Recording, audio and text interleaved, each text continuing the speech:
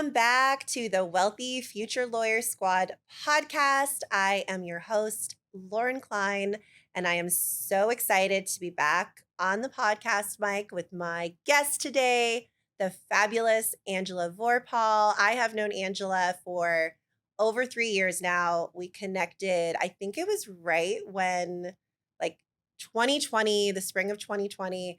I was just creating the law school blueprint for her. Angela already had an amazing program for law students up and running. We're going to dive into that today. I think today's episode is going to provide an absolute ton of value to all the law students out there. You are going to get so many practical tips from an expert.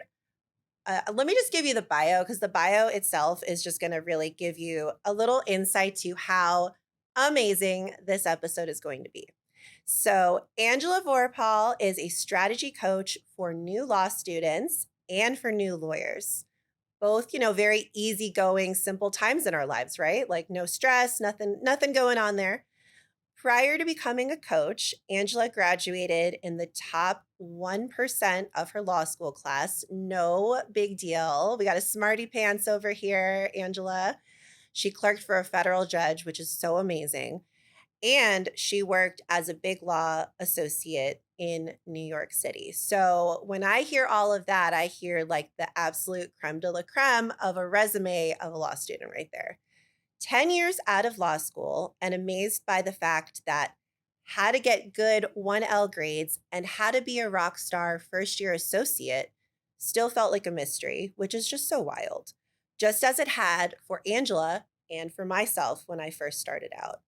Angela decided to pour all of that expertise that she used to get those amazing accolades into teaching new law students how to strategically get good, amazing, fantastic 1L grades to start a career on their own terms. That is so aligned with this podcast and everything we stand for. And also how to teach new lawyers how to harness their secret sauce. I love that. To become rock stars at their law firm, on their their new lawyer journey. So with all that being said, I think you can tell today is going to be an absolutely amazing episode. So Angela, welcome to the podcast. So excited to have you here.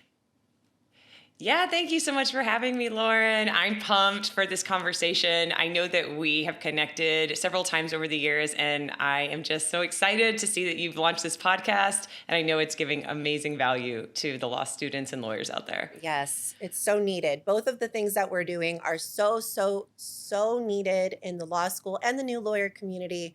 So I'm really excited to chat. I think the last time that we were really working together was when you had me in your summit. When was that? Was that 2021, I want to say? I have to go back and check. I think it was 2021 or 2022. One of the years recently, because I was going back through all of the wonderful speakers that we had and just that amazing experience, and it made me want to do it again. And so TBD if you get another invite in your inbox anytime soon, because that was such an incredible bringing together of experts and people in the field that really, really want to support this community, because as you said, there's such a need here and there's so many unknowns when you're starting out on your legal journey. Oh my gosh, absolutely. I remember there were people who were experts on networking. There were people, experts on outlining and getting good grades. That's obviously you. There were so many amazing, amazing people on there. And I myself actually went back and watched everything, even though I'm not even remotely close to a new lawyer anymore, which is so crazy to even think about, or a law student, obviously. But I went back and I watched everything because it was so good. So I would love to do that again with you if that opportunity were to arise. And I want to add a couple things to your bio because maybe people who don't know, I'm sure a lot of people already know you, but you are an amazing YouTuber. And I think we're going to dive into it a little sneak peek. I think that's how everything that you're doing now, how it all came to be, the law school master plan, your super successful YouTube channel, you're really active on social media. You provide a ton of value. So we're gonna dive in at the end of the episode into all of Angela's social media. Definitely go follow her because you will get so much value as you go through, your law school journey. I promise you, promise you. So definitely do that. Um, so tell us a little bit about yourself, Angela. How did you start the law school master plan? How did you start this new avenue for new lawyers? I want to hear the whole story going back to how did you graduate at the top 1% of your class? Like, how did you do that? Yeah, so taking it all the way back to law school, it's so funny when I hear that number because it is mathematically accurate, but that's not how I felt at all heading into law Mm, school or even physically being in law school. And honestly, what I attribute that success to was this very strategic roadmap of how to actually use my time and energy to set myself up for the grades that I wanted. Because when I started law school, I was a first gen law student, so I didn't know anything. I didn't know what to expect. I didn't know how the process was going to go. I didn't know how powerful 1L grades were. I didn't know law firm names. I didn't know legal practice areas, nothing.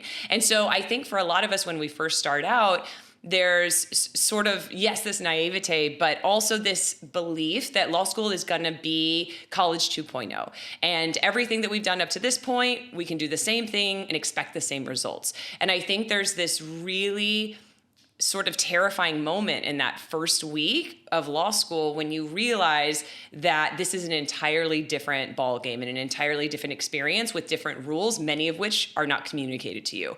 And so I think just the massive amount of work and the expectations and what feels like very high stakes really come together to create this perfect storm of anxiety and fear and uncertainty. And so I definitely experienced that as well. And kind of fast forwarding all the way to today, that was the piece where I realized I wanted to step in and serve the law school community in that way, because I remember how terrifying those first steps were yeah. and starting that process. And then also the not knowing. I think that was one of the biggest pieces too, which is we don't know what we don't know. And so there's these gaps in knowledge that a lot of people are not communicating.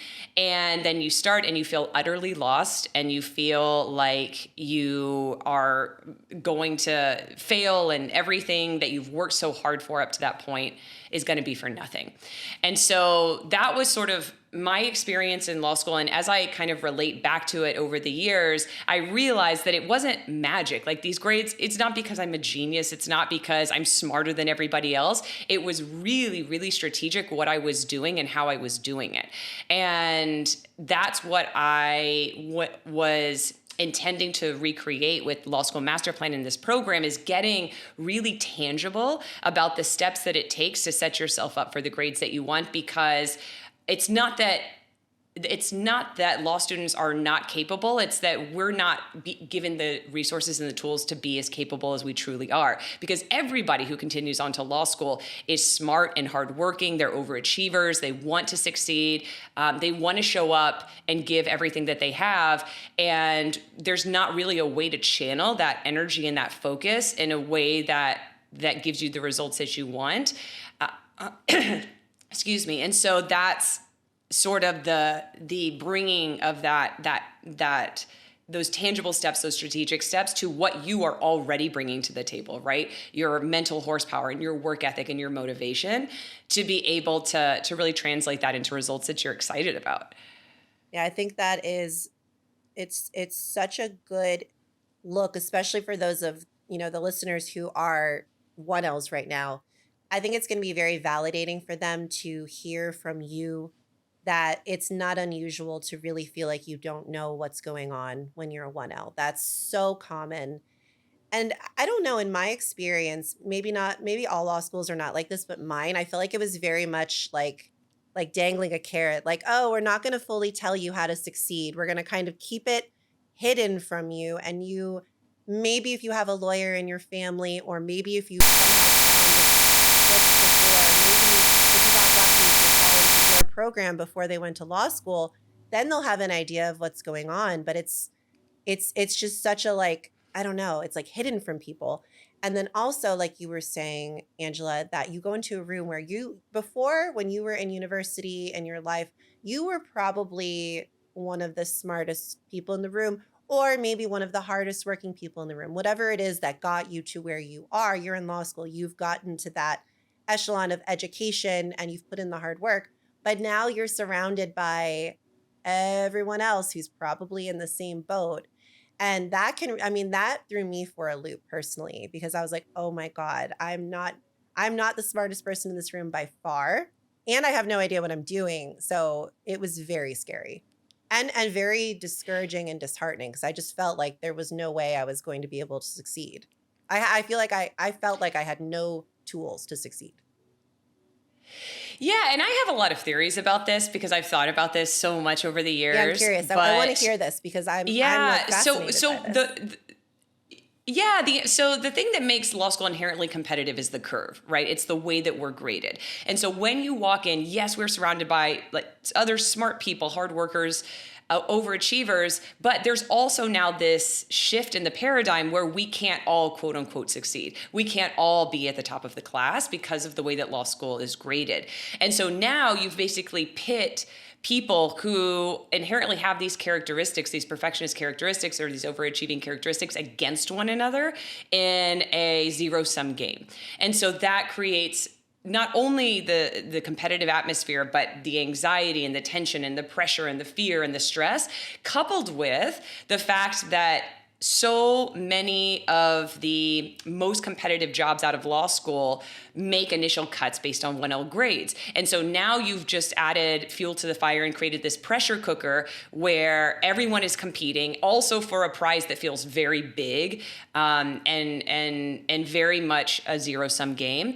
And on top of that, the other thing that I've sort of theorized over the years is, why don't law schools teach how to get good grades? Why don't they include that in an extremely, extremely detailed, oriented, and tangible way? And my theory around it is because law schools aren't actually incentivized to do that, because they can't actually define success based on grades, because they are grading on a curve, which means if they define success based on grades, then only 10% of their class or 25% of their class or 33% of their class or whatever you define as the top of the class can reach that level. And so they actually are incentivized to define success in another way. And that could be passing the bar, that could be getting any job out of law school, but it has to be something other than this inherent zero-sum game that they've created. And so there will be certain trainings I'll hear students of mine say, during orientation, or sometimes there's like a 1-hour skills-based course, and they kind of scratch the surface. But I honestly think that they're disincentivized for going all the way down the rabbit hole, or even critically thinking about what all the way down the rabbit hole is. Like, what is it step by step, piece by piece, that the most successful students do over and over?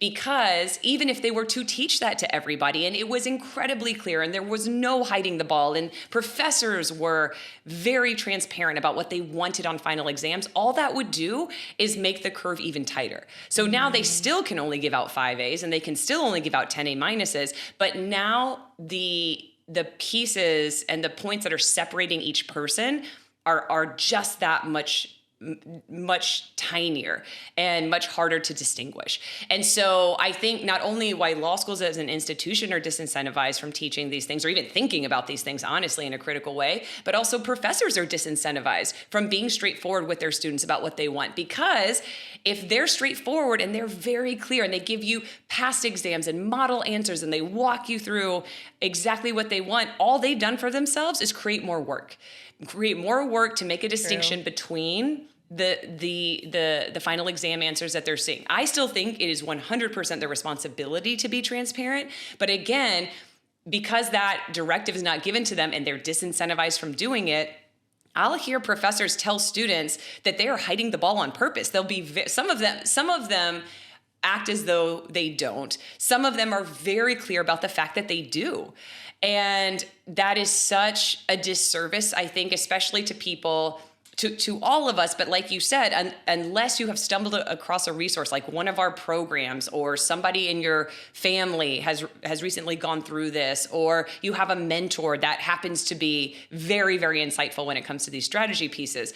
And so I think the system itself is broken in that sense, because as long as the way the grading and the way that hiring is done law schools don't really have a reason to change what they're doing. Yeah.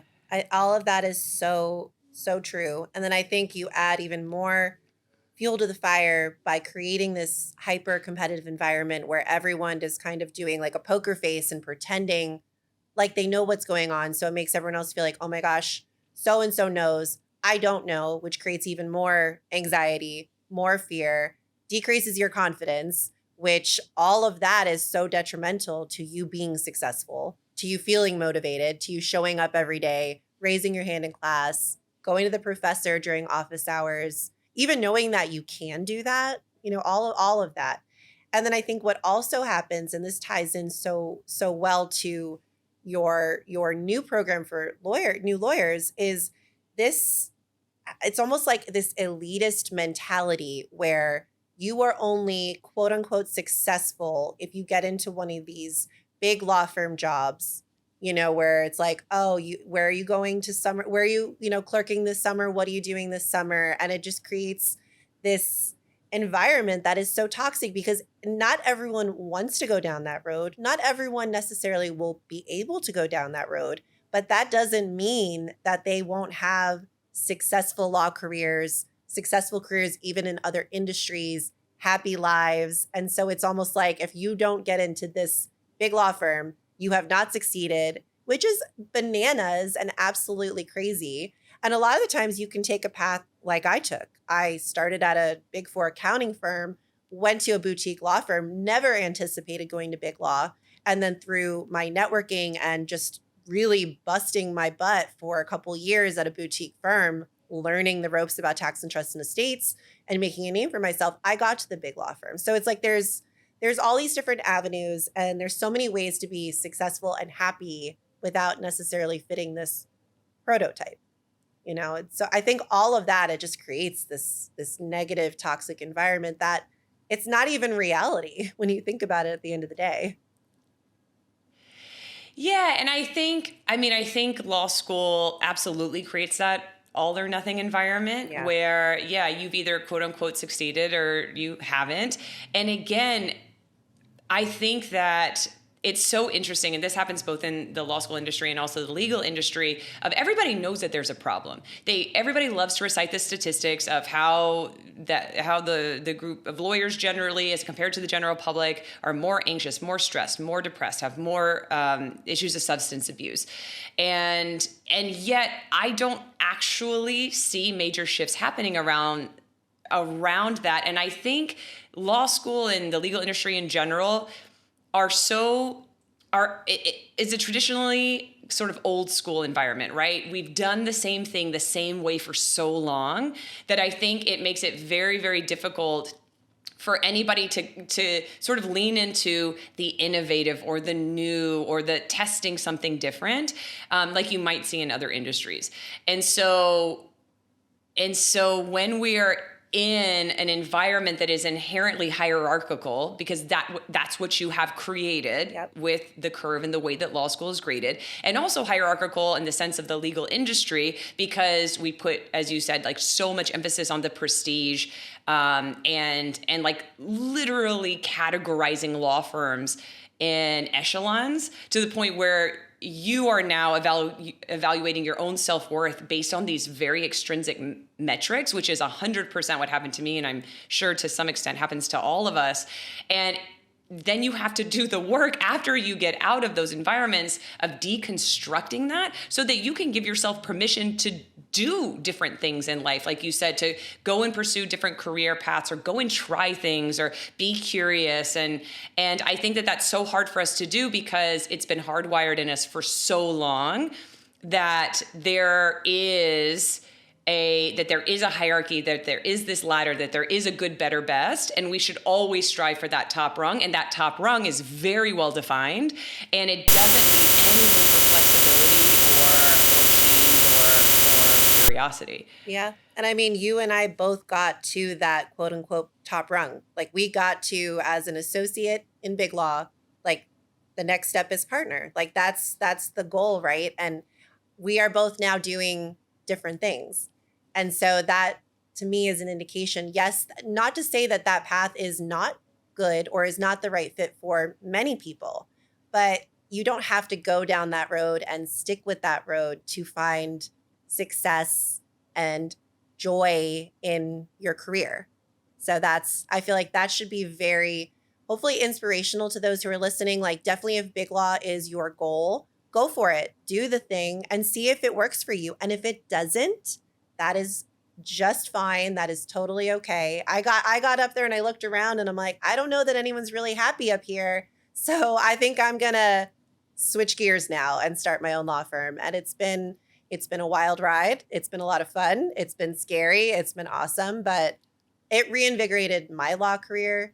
And it also gave me space to do really cool things like this, like sit here with you right now, not worrying that I'm getting an email from a partner who's, yelling at me via email. So, oh my gosh.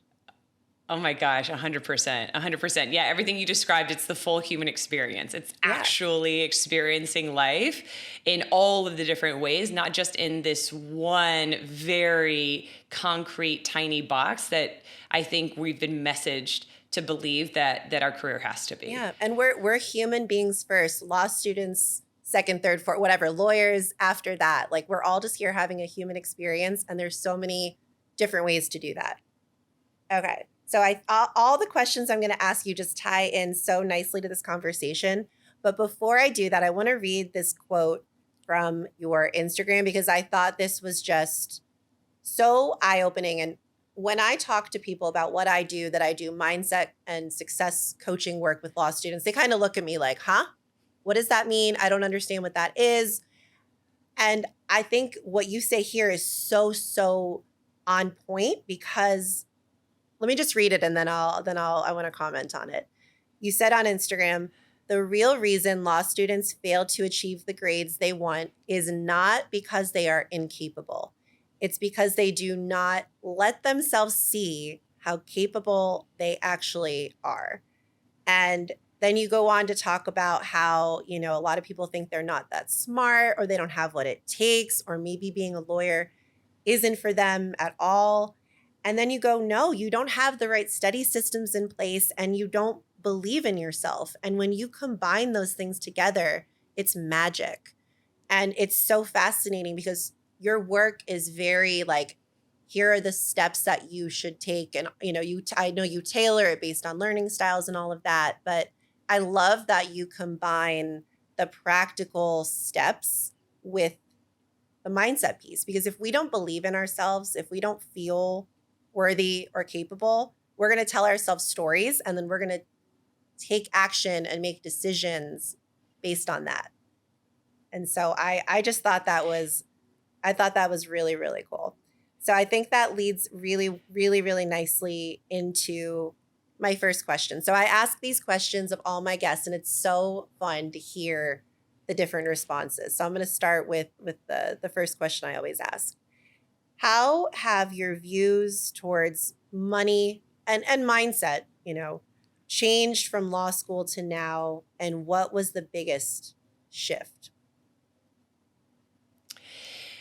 So yes, I would say that when I was in law school, I was not thinking about money at all. And so in that moment, I think I was just thinking about survival. I think I was just thinking, how do I do this thing? What in the world should I be spending my time on day to day? It was the directive in front of me was being a law student. How do I do the good law student thing? What are those actions? What does that outcome even look like? And even in law school, it felt, I know we were talking very much about the law school experience, the legal experience being incredibly lockstep. And so in law school, there are these very clear directives of good, better, best. And so if you want to try to be the best 1L, here's what that looks like. The best 2L, here's what that looks like. The best 3L, here's what that looks like. And so that's all I was focused on. So 1L year, we're talking grades and we're talking 1L summer internship. And then 2L year, we're talking grades and maybe OCI and an extracurricular. And 3L year, we're talking finishing out the year, maybe doing a clinic and then preparing for the bar. And so it was just a very clearly laid out path. And that was the North Star. And so hitting those achievements was the North Star rather than any thought at all about how much are these different things paying me versus could I make that money some other way, or could I build wealth in another way? And so I think that it was much more, I think it was much more about the steps along the path than literally anything else. All of us have such little understanding of finances and personal finance early on in our lives that there were really only two directives that I had ever been given, only two pieces of advice that I had ever heard, and they were both from my dad. And he said, max out your 401k and invest in index funds. Those were the two pieces of advice, the only thing I knew about personal finance. And I was like, great, I have my marching orders. And I did those two things.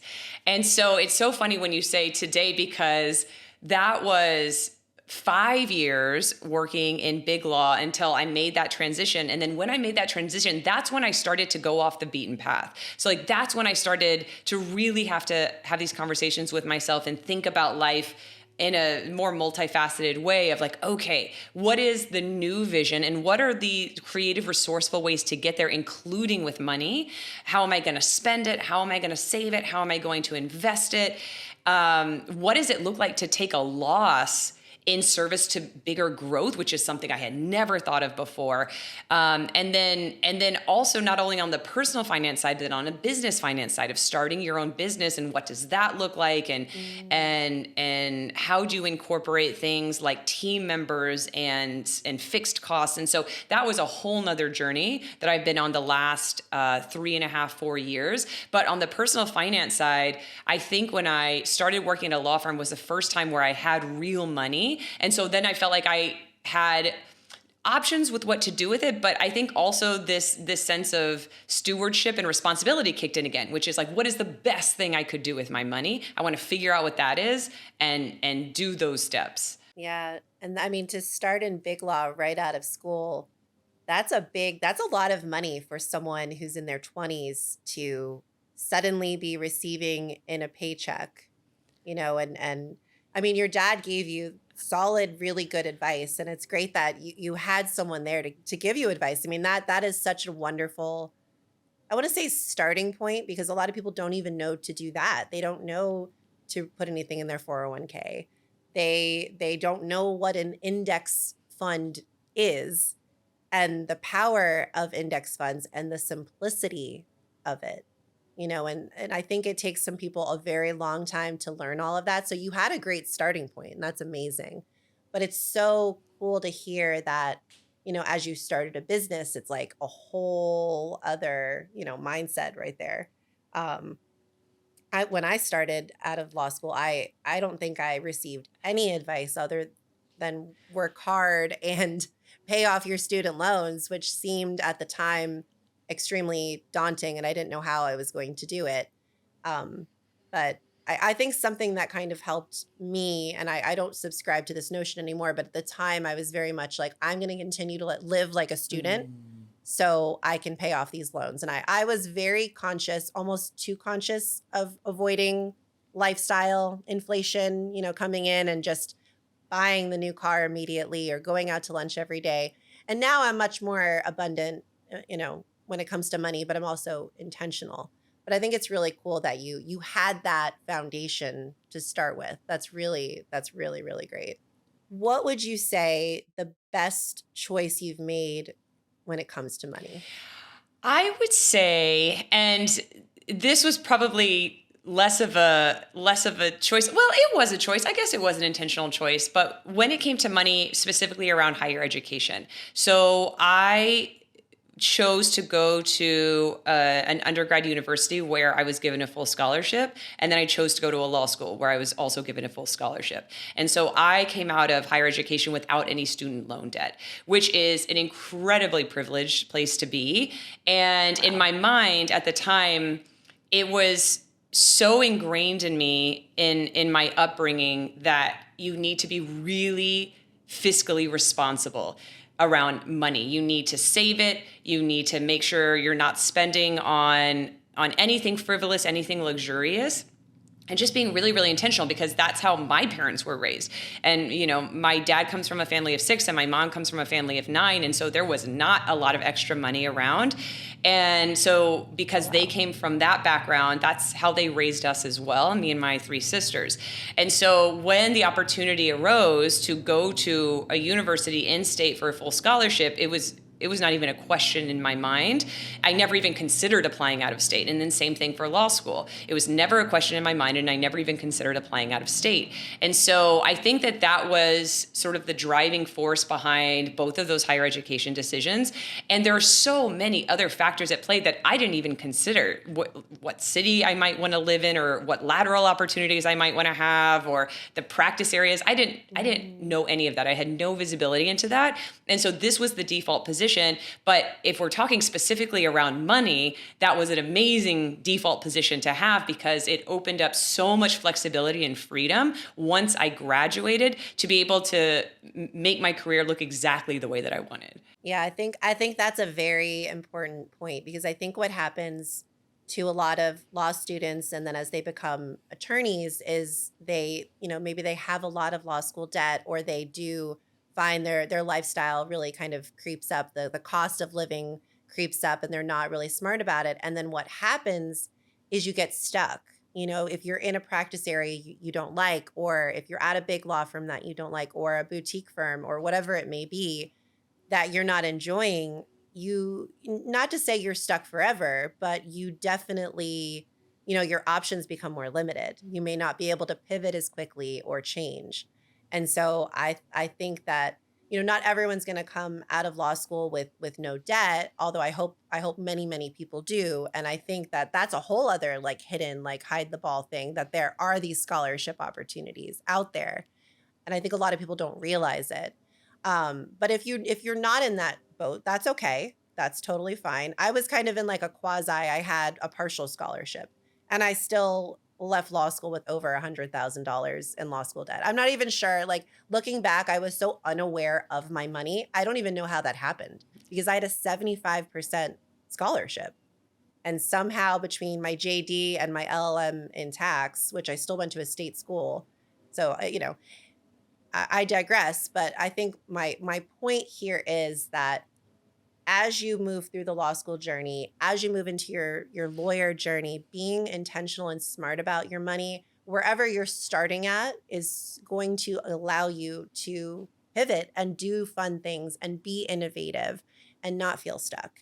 And I know I've said this before on the podcast, but I worked with, a lot of partners in big law who had been partners for years. So presumably they've been making a very high salary for many years, bonuses, whatever it may be.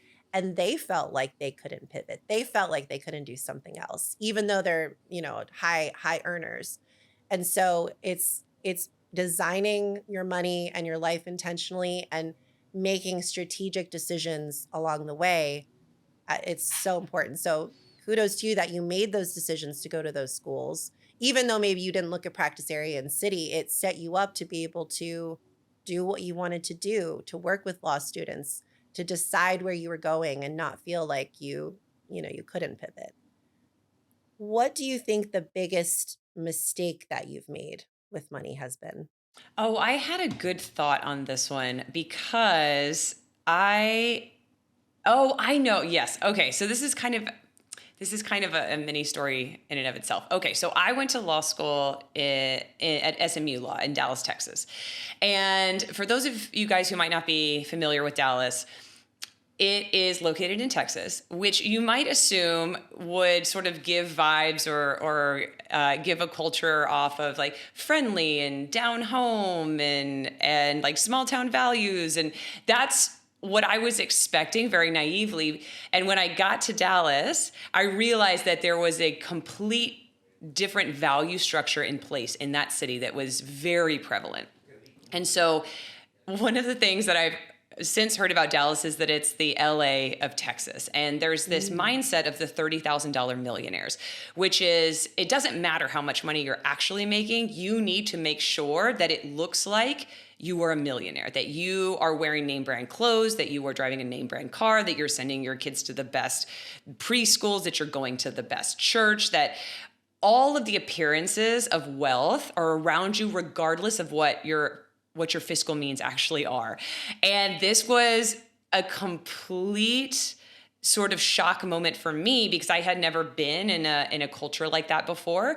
And I started to realize that it was rubbing off on me over the 3 years of law school. And I remember, to your question, there was this one point when I graduated law school and everybody was going out and buying luxury cars. That was apparently the thing that you did when you graduated law school. And I had this I think it was a 1998 Toyota Camry or something that ran so poorly that anytime I went out of town, I would have to get a rental car because I was afraid that it was going to break down on the side of the road. But it worked for me because 98% of my driving was inside the city of Dallas. And so I never really had a need Yeah. for a car that could make a 15-hour road trip drive. But in the moment, I got swept up and I remember I went to a Lexus car dealership and I asked the guy for a test drive, and I was driving it around, and I don't even remember how much it cost, maybe $35,000, $50,000, I can't remember. But a lot of money. And I remember telling the guy that, yeah, I have a Toyota Camry, and we've had Toyotas in my family for years, and we love them, and they work great.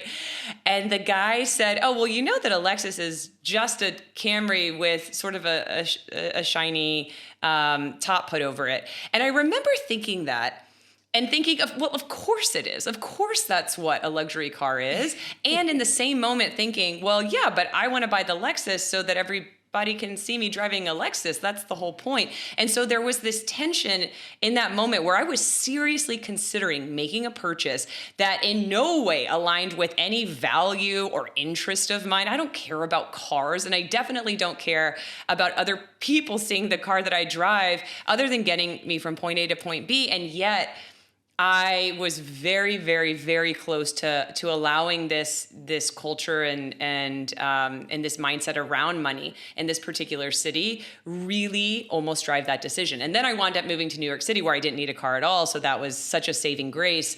But that was going to be the biggest mistake I think I would have made about money, not only because of allowing outside forces to sort of drive that decision for me, but also of just the investment in a brand new car and how immediately it loses value when it leaves the lot, and just kind of thinking at it in terms of a wealth building mindset. So that was about to be the biggest mistake I probably would have made with money. You just triggered a memory for me that I had actually forgotten. I don't remember if it was when I first got the job at Deloitte or when I went to the boutique firm in Boca.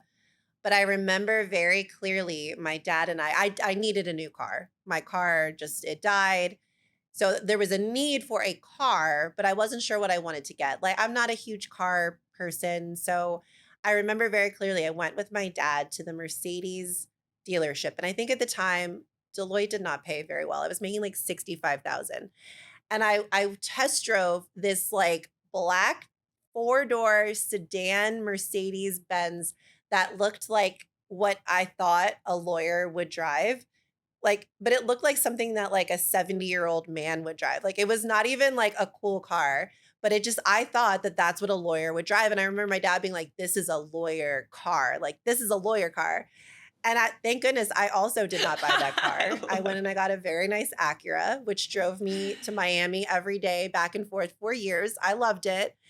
And I actually completely forgot about that. So that's really funny. I almost fell to it as well. And I'm really glad I didn't, because I wouldn't have even liked that car. Like, it didn't even make sense.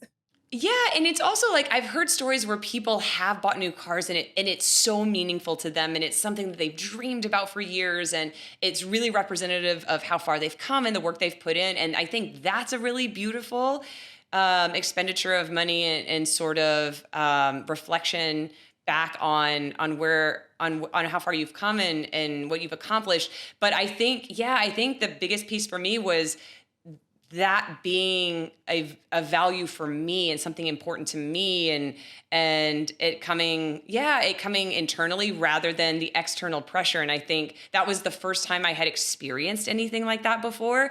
And I think, yeah, so many of us, when we start in the legal industry, those pressures kind of click on in a way that we may not have ever felt.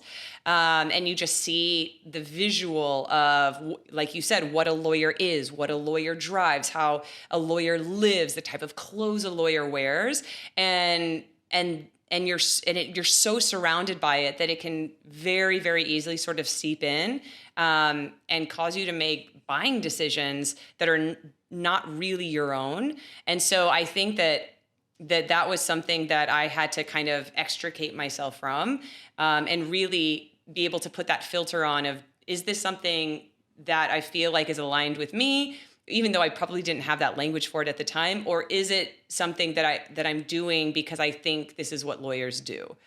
This is such a common theme on this podcast. It's not that buying a Lexus or a Mercedes is a bad thing. It's amazing. It's amazing to be able to take money and buy something that gets you excited, that is part of your value. It's not that. It's the making decisions based on what other people will think or what you think is the right thing to do or will make you look cool.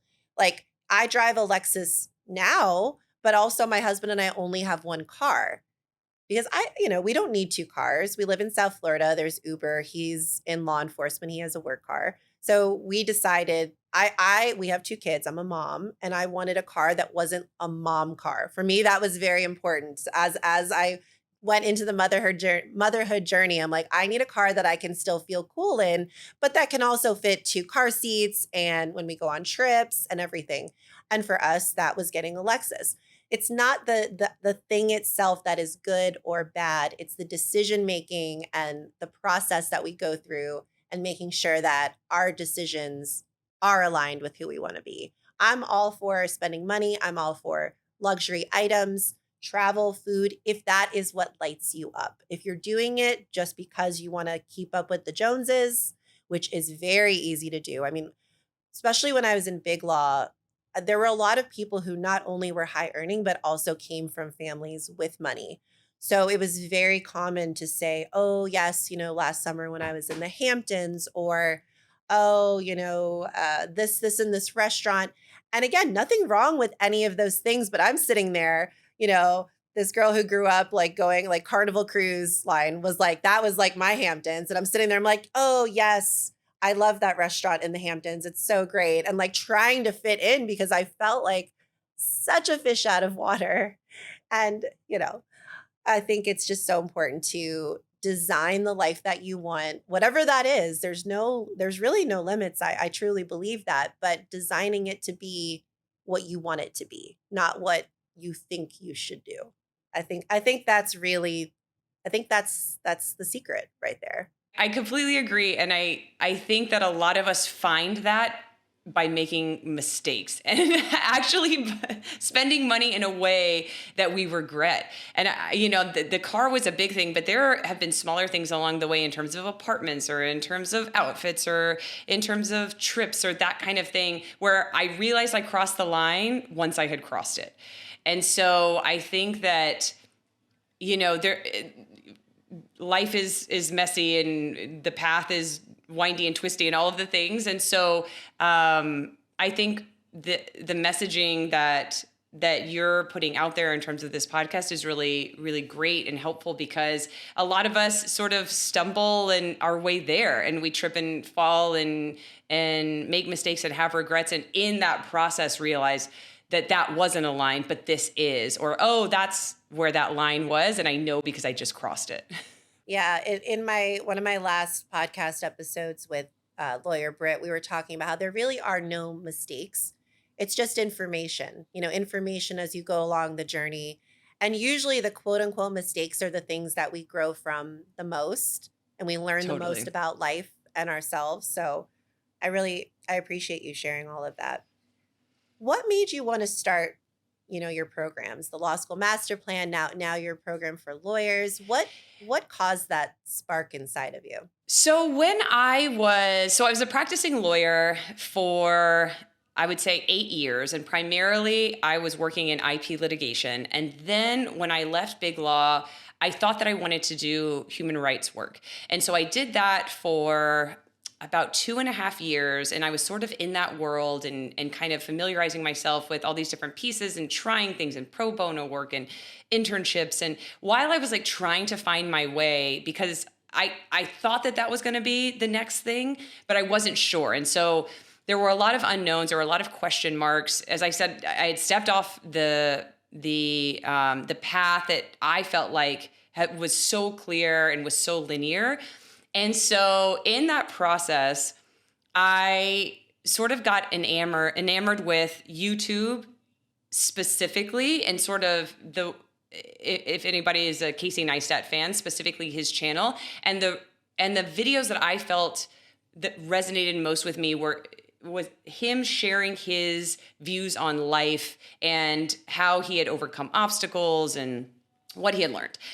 And so around that time, I was also, because I was considering so many different possible paths and I didn't know which one was going to be the right one, one of the things I was thinking about was the possibility of becoming a professor. Just the thought, not taking actually any steps to do it. But I was like, oh, wouldn't it be so fun to be a law school professor? That sounds like a thing that people do and enjoy.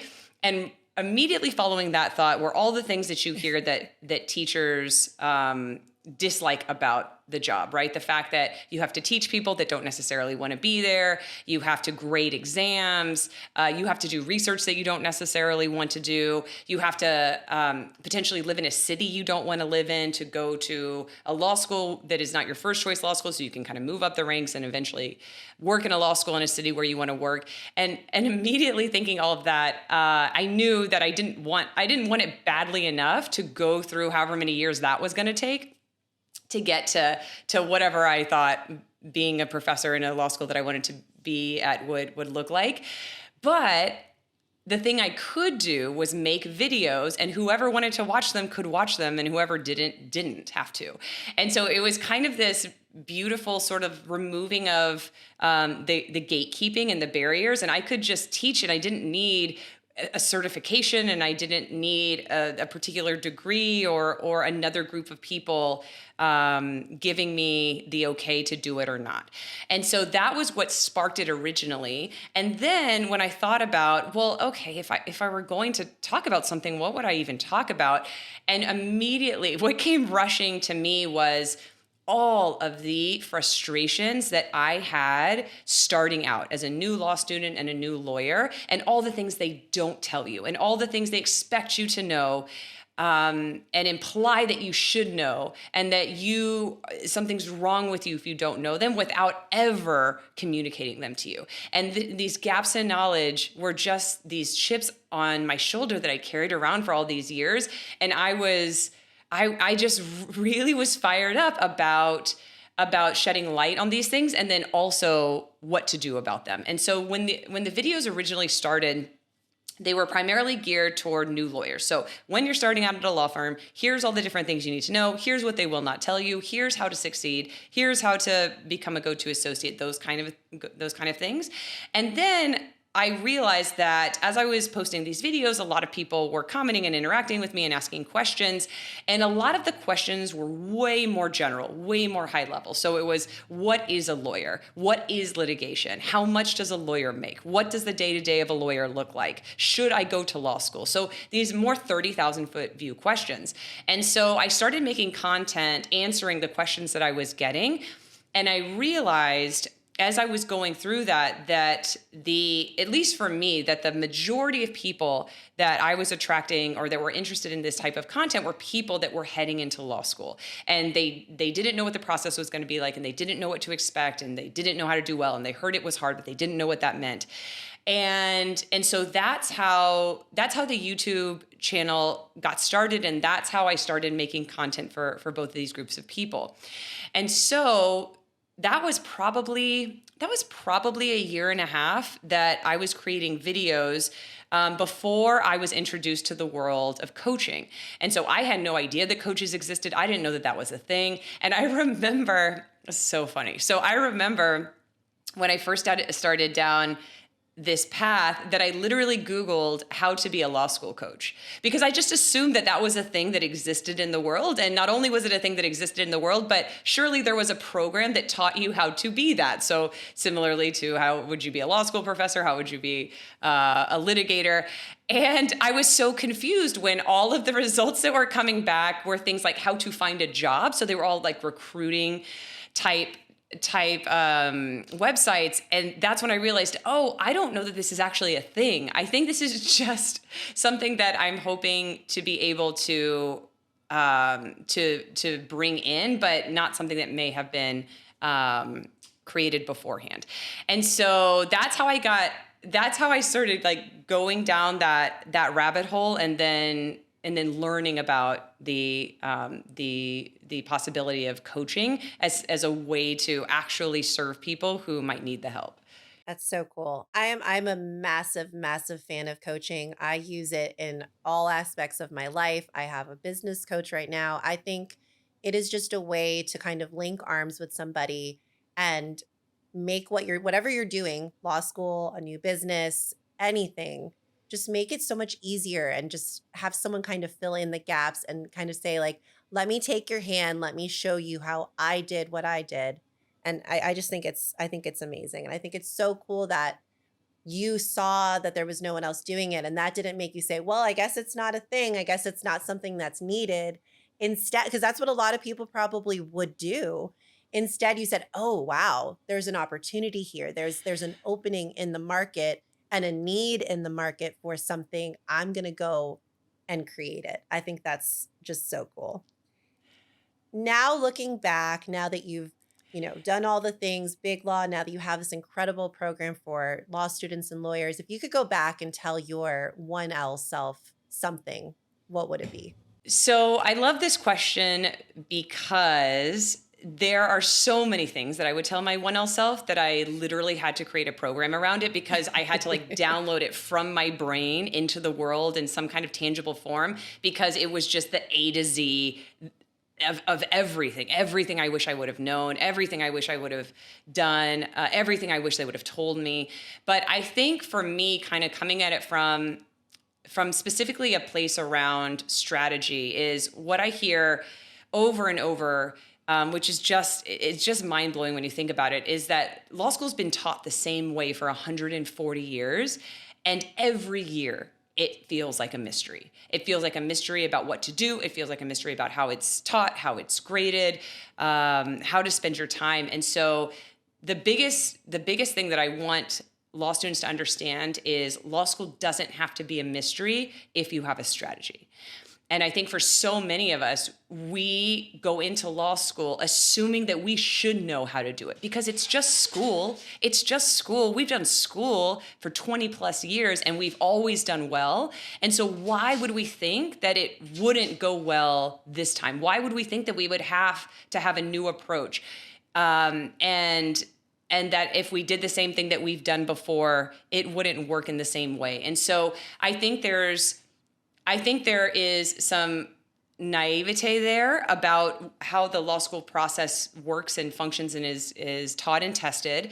And then I think there's a complete lack of communication from the law school side about this being something new and different and hard and strategic in a way that you haven't had to think about before, because it wasn't a zero-sum game before.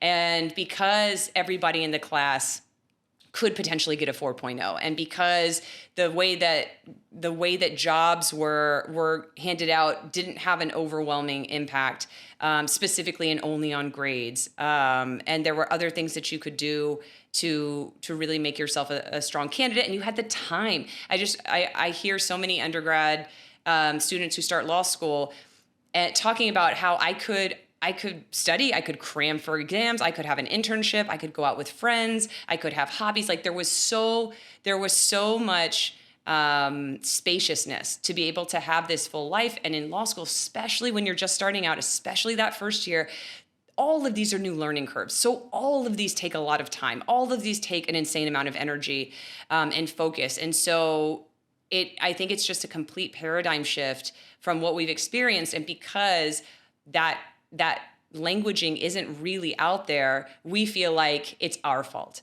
and we must not be smart and we must not have what it takes and we should have known this, despite the fact that the powers that be or the people in positions of authority are not communicating any of this to us. And so I think maybe another thing I would have told my 1L self is, it's not your fault. The institutions are failing you. And that's the same for 1Ls when you're just starting out as a first year associate when you're just starting out. You assume you're going to walk into this law firm and law school didn't teach you how to be a lawyer. So I assume you guys are going to train me. And then there's all these expectations of perfection, of already knowing what to do without any training or resources or communication happening. And it's so prevalent. And then we assume that we probably shouldn't be lawyers, or we can't hack it, or we deserve to be fired, or maybe this was a big mistake. And so I think that would probably be it, is communicating to my 1L self that you are going to have a lot of struggles along this path to becoming a lawyer, and it's not your fault. Now, you can absolutely go and find resources and seek out help, but it should be much more prevalent and it should be much more accessible, and they should be the ones coming to you to tell you what you need, not you having to stumble and search and throw spaghetti at the wall and then have these intense emotions of imposter syndrome because you feel like you did something wrong. Yeah, that was so powerful, and I think that piece and this conversation as a whole is going to just help so many people feel like they're not alone and that they now have steps that they can take to, to really find success and whatever that means for them, their own success, on their law school journey as they move into their law career. Tell the listeners, Angela, where can everyone find out more about you? Yeah, so I think probably the easiest place to go is just my website, angelavorpahl.com. And then if you guys have any questions or follow up around this conversation, you can always send me a DM on Instagram. It's just at Angela Vorpahl. Oh my gosh, I think you're going to be getting a lot of DMs. So get ready.